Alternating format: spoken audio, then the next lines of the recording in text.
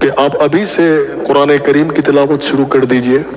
تاکہ آپ 10 محرم تک آپ کا قرآن مکمل ہو سکے۔ آپ کلمہ طیبہ کا ورد جاری کر دیں، آپ جو ہے درود پاک اوراد و وظائف پڑھنا شروع کر دیں۔ جہاں پر ہم لنگر کا اہتمام کرتے ہیں جسمانی، وہاں پر ہم چاہتے ہیں کہ روحانی طور پر بھی جو کچھ بھی آپ پڑھ سکتے ہوں آپ کثیر تعداد میں اسے جاری کریے، پڑھنا شروع کر دیں۔ درود شریف ہے، کلمہ طیبہ ہے، قرآن کریم کی صورتیں ہوں یا قرآن کریم مکمل پڑھنا چاہتے ہیں، کربلا والوں کی بارگاہ میں ہم مل کر جو کچھ ہم نے پڑھا ہوگا تو 10 محرم الحرام کے دن ہم یہ سب شہداء کربلا کی بارگاہ میں غلام ہونے کے ناطے اور کچھ تو ہم نہیں کر سکتے، مگر اے حسین پاک جتنی ہماری اوقات ہے